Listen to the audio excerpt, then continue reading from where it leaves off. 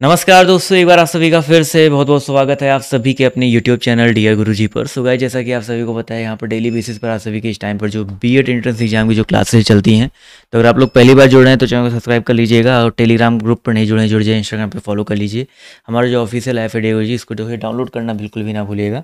Start करेंगे आज के इस सेशन को, आज के इस क्लास को। बट काफ़ी लोग जो है बुक्स के बारे में पूछते हैं, सर बीएड के लिए बुक्स बता दीजिए। और लास्ट टाइम में बुक्स से बेटर होता है क्या भाई, आपका जो है प्रैक्टिस सेट जो है ज़्यादा बेस्ट होता है। तो मैं आपको जो है प्रैक्टिस सेट के बारे में पहले ही बता चुका हूँ, फिर से बता रहा हूँ कि अगर आप स्पेशली यूपी से हैं तो आप लोग इस प्रैक्टिस सेट को ले सकते हैं, जो कि आपका चक्षु पब्लिकेशन का है।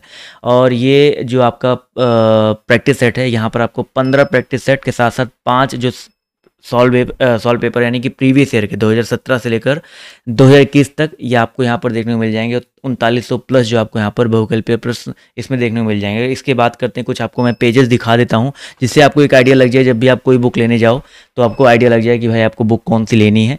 लिंक मैं आपको नीचे डिस्क्रिप्शन बॉक्स में, कमेंट बॉक्स में दे रहा हूँ। आपको अमेजन का, फ्लिपकार्ट का ऑनलाइन भी ले सकते हैं और ऑफलाइन मार्केट में भी आप इसको दिखाकर, चक्षु पब्लिकेशन है और इसके अलावा यहाँ पर SRR पब्लिकेशन, इसको जरूर चेक कर लीजिएगा, ठीक है।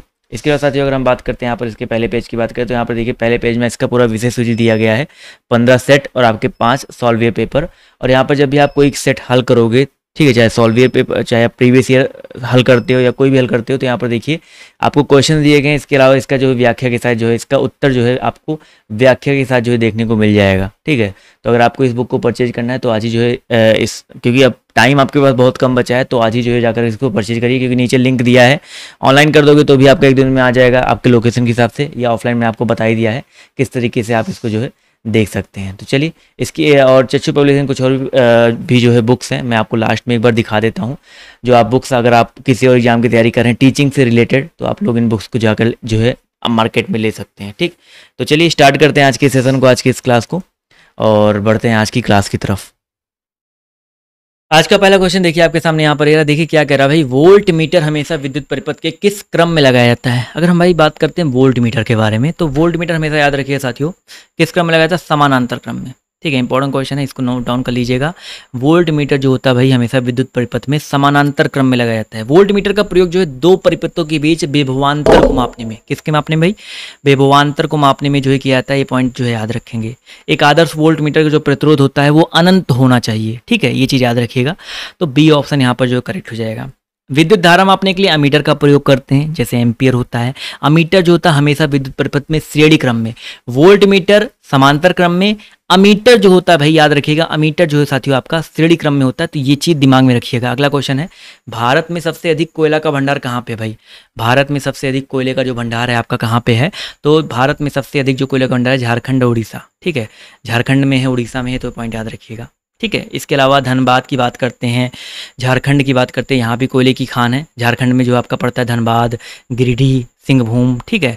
असम की बात करते हैं तो असम में जो है हो गया लखीमपुर में, हो गया माकूम में, हो गया, यहाँ भी जो है कोयले की खान है, बट यहाँ पर सबसे अधिक झारखंड उड़ीसा में, ये चीज़ याद रखिएगा।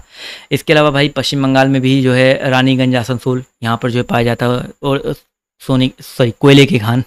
पश्चिम बंगाल तो हो गया। उड़ीसा देखिए यहाँ पर ऑप्शन दिया, उड़ीसा की बात करते हैं तो उड़ीसा में एक प्लेस पड़ता है तालचर, एक प्लेस पड़ता है देशगढ़, यहाँ पर जो है कोयले की खान है। अगला क्वेश्चन देखिए क्या कह रहा है, ध्यान से देखिएगा। वस्त्र उद्योग जो है के बाद भारत का सर्वव्यापी फैला दूसरा उद्योग बताइए कौन सा है। वस्त्र उद्योग के बाद भारत का सर्वव्यापी फैला दूसरा उद्योग बताइए कौन सा है। 28 की अगर हम बात करते हैं तो दूसरा उद्योग जो आपका चीनी उद्योग है, ठीक है। कौन सा भाई आपका चीनी उद्योग है। तो यहाँ पर जितने ने यहाँ पर चीनी उद्योग जवाब दिया बच्चा, वो लोग यहाँ पर करेक्ट हो जाएंगे। अगला क्वेश्चन देखिएगा, कच्ची सिल्क का उत्पादन कौन राज्य करता है भाई। कच्ची सिल्क का उत्पादन जो है कौन सा राज्य करता है। फटाफट जवाब जो देते हुए चलेंगे तो इस प्रश्न का जो सही उत्तर आपका क्या हो जाएगा, 29 है जवाब। देखिए यहाँ पर आना शुरू हो गया है। तो बच्चा याद रखिए, कच्ची सिल्क का जो उत्पादन है कर्नाटक राज्य, ठीक है, कर्नाटक राज्य करता है। तो ऑप्शन नंबर ए साथियों यहाँ पर जो करेक्ट हो जाएगा, ठीक है। ऊनी वस्त्रों में जो आपका लुधियाना, अमृतसर, कानपुर, बंगलोर ये सब आते हैं। अगला क्वेश्चन देखिए, सबसे बड़ी धूप घड़ी कहाँ पर है भाई। सबसे बड़ी धूप घड़ी जो आपकी कहाँ पर है। 30 नंबर में साथियों जो सही उत्तर आपका क्या हो जाएगा, जयपुर में है। कहाँ पे भाई, उत्तर प्रदेश नहीं भाई, ऑप्शन में नहीं है, जयपुर में है। आगरा, ये आपका जो है कहाँ पड़ता है, ये पड़ता है आपका जयपुर राजस्थान में पड़ता है। यहाँ पर सबसे बड़ी जो है धूप घड़ी है, ये पॉइंट जो है याद रखिएगा, ठीक है। शीश महल कहाँ पे है जी, शीश महल आगरा में है। शीश महल कप एक पूछा जाता है पेपर में, शीश महल कप क्रिकेट से संबंधित है, ये पॉइंट याद रखिएगा, ठीक है। विश्व का सबसे बड़ा जो इम्पीरियल पैलेस जो आपका चाइना में है, जो कि बीजिंग में पड़ता है। इसके अलावा विश्व का सबसे बड़ा जो प्लेटोरियम मियाझाकी है वो आपका जापान में है। खारे पानी की सबसे बड़ी जो झील है भारत की बात करते हैं तो उड़ीसा में है, चिल्का झील है। ठीक है, चलिए भारत में सबसे बड़ी मीठे पानी की जो झील है वो जम्मू एंड कश्मीर में स्थित है, वूलर झील। ये चीज़ें बहुत इंपॉर्टेंट पेपर में आती हैं। काराकोरम राजमार्ग निम्नलिखित में से किन दो देशों को जोड़ता है भाई? मोबाइल देना वैसे। काराकोरम राजमार्ग जो है निम्नलिखित में किन दो देशों को जो जोड़ता है? इसका जो सही उत्तर आपका क्या है? जो चार्ज लगा है काराकोरम की अगर हम बात करते हैं तो 31 का जो सही उत्तर आपका हो जाएगा भाई काराकोरम जो यहाँ पर पूछा गया है। 31 का जो सही उत्तर आपका क्या हो जाएगा? ऑप्शन नंबर डी वाला, चाइना और पाकिस्तान को जोड़ता है। ठीक है, ठीक है। भारत नेपाल तो नहीं है, बट भारत और चाइना मैंने आपको बता रखा है, भारत और चाइना को जो है मैकमोहन रेखा जोड़ता है। ये पॉइंट जो याद रखेंगे। ठीक है, चलिए अगला क्वेश्चन देखिए आपसे यहाँ पर क्या पूछा गया, ध्यान से देखिएगा। भैया नीली क्रांति संबंधित है भाई, नीली क्रांति जो है किससे संबंधित है? चलिए फटाफट जवाब जो देते हुए चलेंगे। इसका सही उत्तर आपका क्या हो जाएगा? इस प्रश्न की अगर हम बात करते हैं तो नीली क्रांति जो आपका किससे संबंधित है। और हाँ, जो आप फ्री वाला जो मॉक टेस्ट है, फ्री वाला मॉक टेस्ट धीरे धीरे जो अपडेट होने लगा है, डेली आपका 2 से 4 5 मॉक टेस्ट आपको मिलता रहेगा। तो इसका पहले आप लोग जवाब दो, मैं आपको मॉक टेस्ट जवाब बता देता हूँ। जो हमारा डीए गुरुजी ऑफिशियल ऐप है, ठीक है, डीए गुरुजी ऑफिशियल ऐप है, उस ऐप में आप लोग जाओगे, एक फ्री वीकली टेस्ट करके ऑप्शन मिल जाएगा। ठीक है, एक ऑप्शन मिल जाएगा फ्री वीकली टेस्ट करके, तो वहाँ पर आप क्लिक करोगे तो वहाँ पर फ्री हिंदी मॉक टेस्ट है, ऐसे आपको फ्री जीके मॉक टेस्ट वहाँ पर देखने को मिल जाएंगे। कोशिश करूँगा रीजनिंग वाला मॉक टेस्ट तीनों मैं आपको दे दूँ, और तीनों मॉक टेस्ट आप लोग जो वहाँ पर जा करके पेपर के पहले 10-10 मॉक टेस्ट दे दूंगा, 15-15 दे दूंगा, तो आप लोग देख सकते हैं। हिंदी वाला और जीके वाला कुछ ऐड हो चुका है, तो आप लोग जा करके उसको एक बार चेकआउट जरूर कर लीजिएगा। ठीक है, नीली क्रांति की अगर हम बात करते हैं तो भाई याद रखिएगा मत्स्य उत्पादन से है, तो ऑप्शन नंबर डी साथियों करेक्ट हो जाएगा। ठीक है,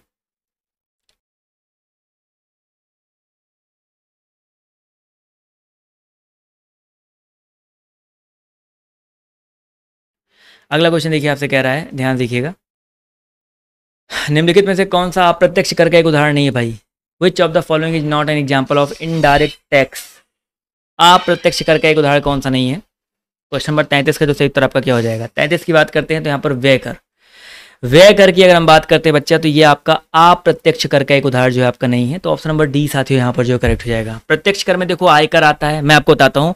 आयकर, व्यय कर, उपहार कर, व्यवसाय कर, भू राजस्व, निगम कर, ये सब आपके किस में आते हैं भाई? आपके प्रत्यक्ष में आते हैं। अप्रत्यक्ष में विक्रय, उत्पाद, सीमा, सेवा, वाहनों पर जो कर लगता है, ये आपके अप्रत्यक्ष में आते हैं। ठीक है, अगला क्वेश्चन देखिए कह रहा है, रासायनिक रूप से मिल्क ऑफ मैग्नीशिया बताओ क्या भाई?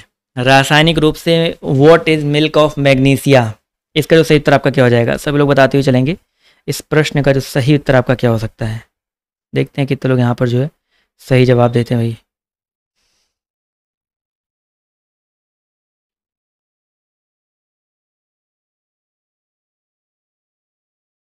चलिए भाई,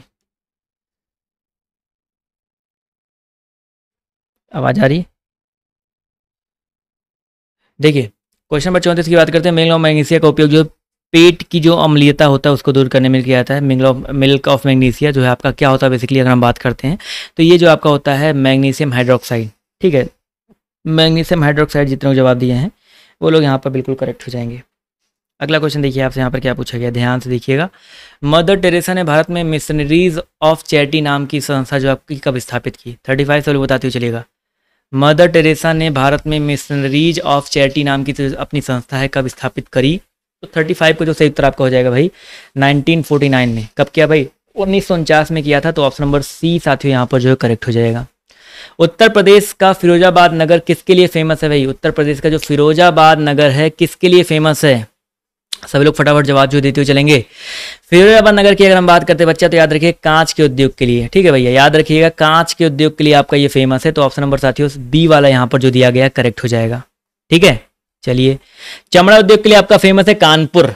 ठीक है, कानपुर है, कोलकाता का बाटा नगर है, चेन्नई है, कोलकाता है, इसके अलावा आगरा तो है है आपका का चमड़ा उद्योग के लिए। सीसा उद्योग के लिए अगर हम बात करते हैं तो आपका फिरोजाबाद हो गया, कांच उद्योग के लिए सिकोहाबाद हो गया, रबड़ उद्योग के लिए आपका कोलकाता हो गया, आपका केरला हो गया, इसके अलावा सूती कपड़ा उद्योग के लिए आपका मुंबई हो गया, अहमदाबाद हो गया, सूरत हो गया, कानपुर भी सूती कपड़ा उद्योग के लिए फेमस है। अगला क्वेश्चन है, जार निकोलस द्वितीय के पतन को क्या कहा जाता है भाई? जार निकोलस द्वितीय के पतन को क्या कहा जाता है? चलिए भैया, जार निकोलस, चलिए भाई अगर हम बात करते हैं इसको बेसिकली हम लोग कहते हैं क्या? ऑप्शन नंबर यहाँ पर देखा जाए तो अक्टूबर क्रांति, मैंने आपको बताया रूसी क्रांति या जार निकोलस का द्वितीय पतन, अक्टूबर क्रांति, रूसी क्रांति सब एक ही है, तो डी ऑप्शन यहाँ पर जो करेक्ट हो जाएगा। ठीक है, चलिए भाई अगला क्वेश्चन देखिए आपसे यहाँ पर क्या पूछा गया है, ध्यान से देखिएगा और सब लोग बताते हुए, क्योंकि रूस का जो अंतिम जो शासक था वो जार निकोलस द्वितीय ही था, और जो रूस की क्रांति यहीं से स्टार्ट हुई थी, अक्टूबर क्रांति से ही। क्रांति शत्रुओं से मुक्ति का युद्ध और संविधान मुक्तिदाताओं और शांति का शासन है, ये कथन बताओ किसका है भाई। क्रांति जो है वो शत्रुओं से मुक्ति का युद्ध है और संविधान मुक्तिदाताओं और शांति का शासन है, ये कथन जो आपका किसका था भाई। तो बच्चा याद रखिए 38 का जो सही उत्तर आपका क्या हो जाएगा।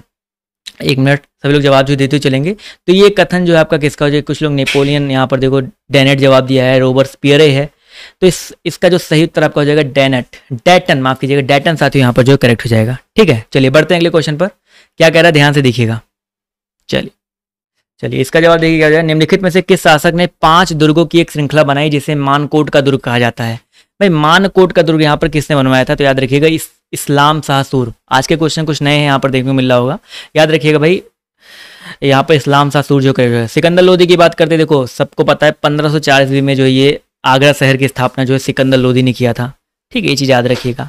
शेरशाह की बात करते हैं, शेरशाह सूरी जो है बिलग्राम का युद्ध के बाद जो है दिल्ली की गद्दी पर बैठा था। शेरशाह का मकबरा जो है आपका पेपर में बहुत आता है, बिहार में एक प्लेस पड़ता है सासाराम, वहाँ पर अवस्थित है। ठीक है, चलिए नल दमयंती की कहानी का फारसी में किसने अनुवाद किया था भाई। नल दमयंती की कहानी का फारसी में अनुवाद जो है किसने किया था, तो भैया याद रखिएगा नल दमयंती की कहानी का फारसी में अनुवाद जो है फैजी ने किया था। किसने किया था भाई, फैजी ने किया था।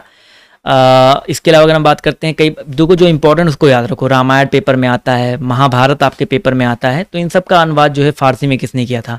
महाभारत की पेपर में बहुत बार पेपर में आ चुका है, ये इसका बदायूनी ने किया था। बदायूनी ने किया मतलब मेन रूप से बदायूनी थे, उसके अलावा नथी खान, शेख सुल्तान, कई सारे लोगों ने मिलकर किया था, बट मेन रूप से आपके बदायूनी थे। रामायण का भी याद रखिएगा बदायूनी ने किया था, तो रामायण महाभारत बहुत इंपॉर्टेंट है, बदायूनी नाम याद रखिएगा। राज तरंगड़ी जिसके लेखक कौन थे भाई, राज तरंगड़ी जिसके लेखक कल्हड़ थे, इसका जो फारसी में अनुवाद किया था राज तरंगी का किया था, किसने किया था भाई, मुल्ला मोहम्मद ने। क्या नाम था, मुल्ला मोहम्मद नाम था, ये चीज याद रखिएगा। पंचतंत्र की अगर हम बात करते हैं तो इसका जो अनुवाद किसने किया था, अबुल फजल। पंचतंत्र बहुत इंपॉर्टेंट है, पंचतंत्र की बात करते हैं तो पंचतंत्र विष्णु शर्मा ने लिखा था। ठीक है, इसका जो अनुवाद किया था फारसी में अबुल फजल ने किया था। मैं बोल रहा हूँ आप लोग एक बार नोट्स में नोट डाउन कर, क्योंकि आखिरी टाइम में जितने चीज़ें बता रहा हूँ नोट डाउन कर लो। इस क्वेश्चन के अलावा जो मैं अलग से चीज़ें बता रहा हूँ ये ज़्यादा इंपॉर्टेंट है। लीलावती महाभारत की रचना है, लीलावती की बात करते हैं तो इसकी जो रचना है फारसी में कैजी ने किया था। क्या नाम था भाई, कैजी।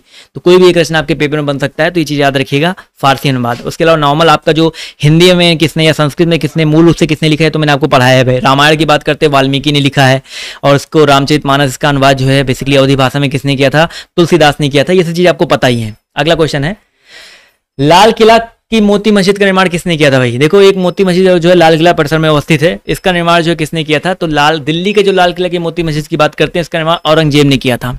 ठीक है, आगरा का जो किला है मोती मस्जिद वाला उसका निर्माण शाहजहां ने किया था। अब देखो यहाँ पर आगरा का किला करके अगर पूछा जाए मोती मस्जिद निर्माण किसने किया था, शाहजहां ने किया था। लाल किला आपको पता दिल्ली में है, तो लाल किला का जो मोती मस्जिद है वो औरंगजेब ने, यानी कि दिल्ली वाले मोती मस्जिद का निर्माण किया था औरंगजेब ने, और आगरा वाले मोती मस्जिद का निर्माण किया था शाहजहां ने। तो दोनों में अंतर याद रखिएगा, पेपर में जब भी शाहजहां वाला पूछना होगा तो आगरा लिख देगा। ठीक है, आगरा के किले के मोती मस्जिद का निर्माण जो है कौन था, शाहजहां था। दिल्ली और आगरा दोनों जगह पे जामा मस्जिद भी है, याद रखिएगा, उसका निर्माण शाहजहां ने जो है, दोनों निर्माण जो है शाहजहां ने कहा क्या करवाया था, जामा मस्जिद, चाहे दिल्ली का पूछे चाहे आपका आगरा का पूछे। ठीक है, ये सब क्वेश्चन जो आपको डाउट पैदा करने वाले क्वेश्चन है, तो इसलिए क्वेश्चन यहाँ पर रखे हैं कि आपको ये डाउट जो है ना रहे। अगला है पाकिस्तान के पहले प्रधानमंत्री बताओ कौन थे भाई। ये तो सबको पता होगा भाई, पाकिस्तान के जो पहले प्रधानमंत्री जो है कौन थे, सभी लोग बताते हुए चलिएगा। तो यहाँ पर याद रखिएगा लियाकत अली खान। पहली महिला प्रधानमंत्री वहां पर अगर पूछा है तो बेनजीर भुट्टो, ये भी आपको याद रखना है। जिन्ना की बात करते हैं, मोहम्मद अली जिन्ना, ये पहले राष्ट्रपति थे। ठीक है, चलिए भाई जिन्ना हाउस कहाँ पे है, तो पाकिस्तान में नहीं है, जिन्ना हाउस आपका बम्बई में है, ये चीज़ याद रखिएगा। अगला क्वेश्चन है इंटरनेट पर सूचनाओं और आंकड़ों के आदान प्रदान के सिस्टम को क्या कहा जाता है भाई। इंटरनेट पर सूचनाओं और आंकड़ों के आदान प्रदान को जो है क्या कहा जाता है। 43 का जो सही उत्तर आपका क्या हो जाएगा भाई, प्रोटोकॉल। क्या कहते हैं भाई, प्रोटोकॉल कहते हैं, तो डी ऑप्शन यहाँ पर जो है करेक्ट हो जाएगा। ठीक है, चलिए अगला क्वेश्चन देखिए, कह रहा है कि अशोक किस वंश से संबंधित था। अशोक की अगर हम बात करते हैं भाई किस वंश से संबंधित है, तो 44 का जो सही उत्तर आपका क्या होगा, अशोक जो है मौर्य वंश के संस्थापक थे। ठीक है, मौर्य वंश के संस्थापक नहीं थे, माफ कीजिएगा, चंद्रगुप्त मौर्य थे, और मौर्य सम्राट जो बिंदुसार के पुत्र थे अशोक, तो अशोक जो है मौर्य वंश से संबंधित है, पॉइंट याद रखिएगा। कलिंग युद्ध में इन्होंने विजय प्राप्त की थी, उसके बाद इन्होंने युद्ध से संन्यास भी ले लिया था। तो ये सब चीज़ें याद रखिएगा। तो ऑप्शन नंबर डी यहाँ पर करेक्ट हो जाएगा। अगला क्वेश्चन देखिए, हिजरी संवत जो आपका कब आरंभ हुआ? हिजरी संवत जो आप बताते हुए चलेंगे कब आरंभ हुआ भाई?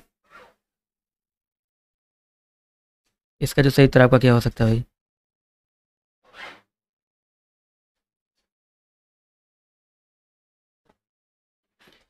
इस प्रश्न का जो सही उत्तर आपका क्या हो सकता है? हिजरी संवत की अगर हम बात करते हैं तो भैया याद रखिएगा, हिजरी संवत जो आपका 622 24 सितंबर 622 ईस्वी को जो है मक्का के मदीना की यात्रा जो भी थी यहीं से स्टार्ट हुआ था। तो ऑप्शन नंबर डी साथ यहाँ पर करेक्ट हो जाएगा भाई।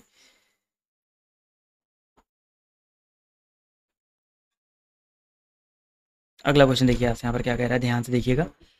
प्रसिद्ध सैलोकीड़ कैलाश मंदिर कहाँ पे भाई?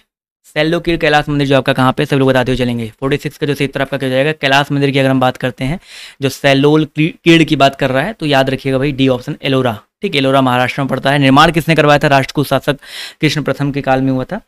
तो ऑप्शन नंबर 7 यहाँ पर जितने जवाब दिया है डी वाला, वो लोग यहाँ पर बिल्कुल करेक्ट हो जाएंगे। ठीक है, अगला क्वेश्चन है, एक बैडमिंटन कोर्ट की लंबाई कितनी होती है? ये बहुत इंपॉर्टेंट क्वेश्चन है। देखो, बैडमिंटन कोर्ट की जो लंबाई होती है वो कितनी होती है? तो याद रखिए, इसका कोर्ट का आकार जो होता है 13x5 के आसपास होता है। ठीक है, आकार होता है, लेकिन यहाँ पर लंबाई सिर्फ पूछा गया फुट में, वो भी मैं 13 मीटर बता रहा हूँ। तो अगर 13 मीटर को फुट में बदलेंगे तो आपका कितने के आसपास आ जाएगा भाई? 44 फुट के आसपास आ जाएगा। तो ऑप्शन नंबर 7 यहाँ पर ए जो है करेक्ट हो जाएगा। कौन सा वन्यजीव अभ्यारण्य शेर की संरक्षण प्रदान करता है भाई? शेर का संरक्षण जो है कौन प्रदान करता है? 48 का जो सही उत्तर आपका क्या हो जाएगा? तो शेर के लिए आपका गिर, गुजरात में पड़ता है गिर राष्ट्रीय उद्यान, ये आपका जो है शेर को जो संरक्षण प्रदान करता है। तो डी ऑप्शन साथियों यहाँ पर जो करेक्ट हो जाएगा। ठीक है, काजीरंगा की बात करते हैं तो एक सींग वाले गंडे के लिए फेमस है, असम में अवस्थित है। तुंगभद्रा कर्नाटक में है तुंगभद्रा राष्ट्रीय उद्यान, ये काला हिरन के लिए संरक्षण के लिए फेमस है।